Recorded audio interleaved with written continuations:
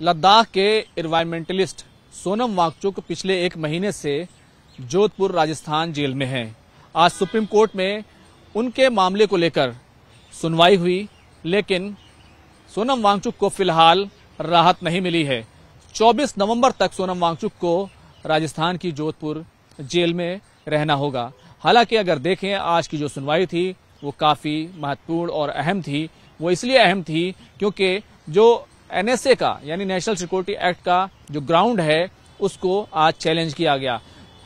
कपिल सिब्बल जो सोनम वांगचुक की पत्नी गीतांजलि अंगमो के वकील हैं, उनकी तरफ से सुप्रीम कोर्ट में बहस करते हुए कहा गया, जो तमाम आरोप हैं, जो तमाम ग्राउंड है एनएसए लगाने का, हम उसको चैलेंज कर रहे हैं और ये सब कुछ, ये जो कार्रवाई हुई है ये बेसिकली सीधे तौर पर राजनीतिक से प्रेरित है। राजनीतिक दबाव के कारण ये कार्रवाई की गई है।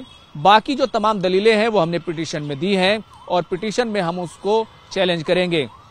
तो सीधे तौर पर सोनम वांगचुक को 24 सितंबर तक जोधपुर जेल में रहना है और इस पूरे मामले को उनके वकील की तरफ से राजनीति से प्रेरित बताया गया है, राजनीतिक दबाव और उसका असर बताया गया है। आपको याद होगा, यूटी एडमिनिस्ट्रेशन की तरफ से सुप्रीम कोर्ट में जो हलफनामा दाखिल किया गया था उसमें यह कहा गया था कि हमारे पास वो तमाम ग्राउंड और वो तमाम सूचनाएं हैं कि सोनम वांगचुक देश की सुरक्षा के लिए खतरा थे और इसीलिए हमने उस पर कार्रवाई की।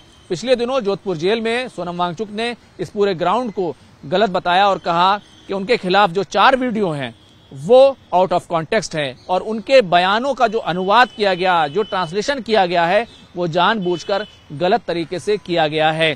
तो एक तरीके से ग्राउंड को चैलेंज किया जा रहा है। एडवाइजरी बोर्ड को फैसला लेना है। तो दूसरी तरफ सोनम वांगचुक के वकीलों का कहना है कि उनका जो केस है वो काफी मजबूत है और उन्हें सुप्रीम कोर्ट से राहत मिल जाएगी। लेकिन क्योंकि अदालत का एक तरीका होता है, एक प्रक्रिया होती है, उसी के तहत 2 तारीखें जो है पहले लग चुकी हैं और अब ये तीसरी तारीख जो 24 नवंबर की मिली है। तो कुल मिलाकर अब लगभग जो है उनको 2 महीने तक जो है जेल में रहना होगा और उसके बाद सुप्रीम कोर्ट में मेरिट पर केस आएगा कि ग्राउंड जो उनके डिटेंशन के हैं क्या वो सही हैं, जो वीडियोस उनके खिलाफ सबूत के तौर पर पेश किए जाएंगे क्या वो आउट ऑफ कॉन्टेक्स्ट है, जो ट्रांसलेशन उनके बयानों का पेश किया जाएगा उसको उनके वकील बताएंगे कि कैसे ये पूरी तरीके से गलत हैं।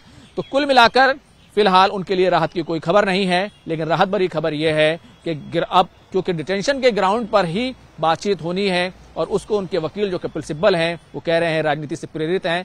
तो ये तमाम बातें जो है आज सुप्रीम कोर्ट में हुई है। फिलहाल मामले की अगली सुनवाई 24 नवंबर को होगी। कैमरामैन हरीश के साथ खुर्रम शहजाद, न्यूज़ 18 दिल्ली।